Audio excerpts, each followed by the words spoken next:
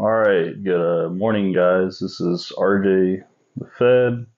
It's like 6 a.m. here. We're doing a response. Miss Bad Axe Bourbon from over at Bobby with Bad Axe Bourbon had a challenge. People have been challenging each other, and now Brian from Bourbon School has challenged me and Major Zero, so this will be a response to that video. I do got some notes over on my screen, so I'll have to look over there. For whatever reason, it times out while I'm doing this. I'll have to go over there and move the mouse. But our first one on our list will be a pour. So something where, you just don't have a lot of money. This is what you can get, and it's a damn good pour to be drinking neat over ice or in cocktails. Early Times bottled and bond. It's 100 proof, so you get the flavor of the alcohol in the cocktail, but also this thing is just so smooth. This thing is so sweet. It's just delicious, man. I wish I would have found out about this sooner, and I would have bought this sooner because for the price, I don't think you can beat it. It's very hard to beat at this price point. So that's my pour. We got an illegal pour. So what did I used to drink when I was underage? So this one we got 2 for. I'll have to put it up on screen because I don't actually own a bottle of it anymore, thank God.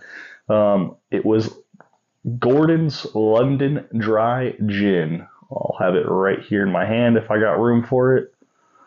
All right, and then for whiskey, because we want to do a bonus one. I know it's more of a bourbon channel anyways. We got an old number 7 Jack Daniels. You could ignore the box. Like, clearly this box, this McLaren release, this year's release wasn't what I was drinking when I was underage. But the point is, it's old number 7, just rebranded in a box. So it's essentially the same exact thing. We used to do double wells at bars. So whiskey cokes, most of them were putting Jack in it. Like, that was just their go-to for their well. A proud pour. So a bottle I am proud to own. Stag Batch 18. The batch doesn't really matter, but this bottle does. This was my very first bottle of Stag. I can't seem to find Stag. I know, contrary to popular belief, because I have 3 of them. I have Batch 22A and 22B and Batch 18. I've never found it in store for anything less than museum pricing, so I've had to trade for mine. So I bought a Bomberger's 2023 Declaration Edition that I waited in line for 2.5 hours for, and I did a 1-to-1 trade. So I paid $100 for that Bomberger's. I was able to trade for this Batch 18. Yes, I understand Stag, its MSRP is less than $100, but Batch 18 on secondary market goes for about $200 to $225. So a 1-to-1 trade, I was willing to do that. So that's why I got this Stag Batch 18, and I'm just super happy that, I finally was able to find and get Stag, even though I can't just find it at MSRP or buy it in store. Oh, the other 2 batches of Stag I have, 22A and 22B, I also traded for.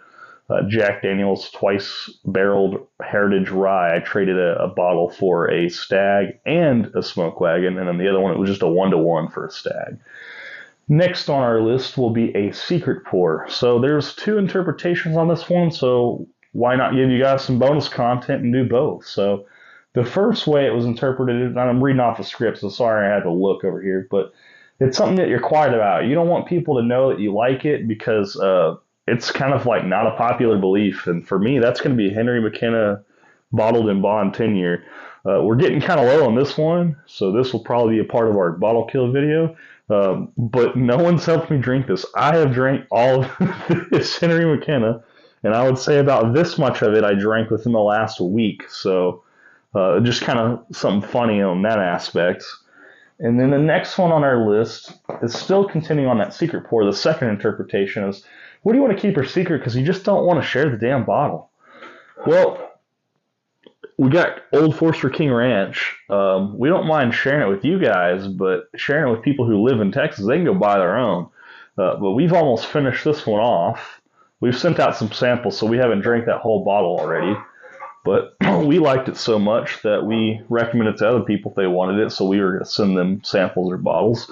We had to go buy another one for ourselves. So These sit on the shelf here in the DFW area. This is their second release. The first release sold out like almost immediately. Second release, they raised their price to $90. So it's a lot harder to say this is worth $90, but people are sitting on them now. Liquor stores have tons of them. They have cases of them sealed. They haven't even been able to open the case to sell a bottle because no one wants them. This is a fantastic drinker. In fact, it's so good. I want to have multiples, but $85 now because it's dropped $5. They've been sitting on them for so long. I was like, I'll pick one up, but if they continue to drop their price, I might have to buy more of these because once these are gone, like sold out, like they are gone. This year's release will be done, and I'll have to wait for the next one. And that fear of missing out starts catching up to people when they see those bottles flying off the shelf. So maybe Old Forester King Ranch will be a hard one to get rid of. And then our last and final one is our baller pour. So what better bottle to showcase than a Joseph Magnus cigar blend? This is the most expensive bottle I have purchased in my collection. This was $209.99 before tax. After taxes, it did make it my most expensive bottle. This bottle is very allocated and very hard to find in my area. It popped up at Total Wine and sold out immediately. And then off of a whim, I went up there with my wife like a couple days later. They had restocked some Joseph Magnus cigar blends. So I don't know if they had another case in the back by some chance or if a truck had just dropped off, but they had literally just set these in the glass case. And I was like, hey, before you lock that case, can I get one of those? So they had set one up front for me while I was shopping with my wife. We bought a whole bunch of other crap too. And I bought like 24 different minis. I don't know if you guys saw that video, but this is a bottle that I was like, man, I'm balling out when I'm buying this. Like this isn't just hard to get; it's also expensive. So a lot less people are going to be enticed to buy something like that. So, well, that's the challenge. I guess I'm probably going to have to challenge some people. I don't really want to call them out in the video per se because I might have to think about it, but. I do think I want to challenge some newer channels. So yeah, maybe we will say it. We're going to say it in the video. We're going to challenge some new channels. So the first one we're going to challenge is the Whiskey Basket because, it's like 5 a.m. here.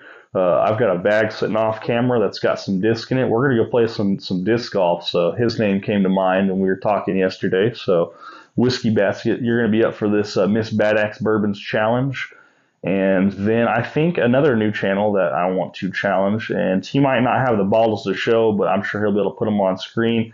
He's a newer channel. He's just now starting. He only has like maybe 3 or 4 videos out, but he's not new to YouTube. He's got another channel, and that's going to be the Bourbon Syndicate. We're challenging you, Rusty. So we're going to challenge Whiskey Basket, and we're going to challenge the Bourbon Syndicate for this same exact challenge. Whenever this video comes out, I'll make sure I at you guys so you guys can try your luck on a pour, illegal pour, so what you drank when you're underage, a proud pour, a secret pour, and a baller pour. So there's 5 categories. We're going to have more than 5 bottles on screen because we interpreted the secret one a little bit differently. And then the illegal pour, we wanted to go with a bourbon, but we also wanted to do what we actually started drinking with. So that was Gordon's London Dry Gin. It came in a plastic bottle. It was like $13. We used to get drunk off of that. We didn't drink it neat, though. I mean, we were mixing that with like half Monster. So it was pretty funny. But you guys like this kind of content. You guys want to see more challenges like this. This is awesome for the community. I wouldn't necessarily say it's a collaboration, but the challenge, like the content does become collaborated because it's one person's idea that's passed among several channels. So you get different perspectives and different stories behind it if people choose to say the story behind why they might go after some baller pours. Or like I said, me not knowing about early times bottled in bond sooner and buying this sooner. So if you guys like this kind of content, like, comment, subscribe. This is RJ the Fed signing out. I'll see you guys next time.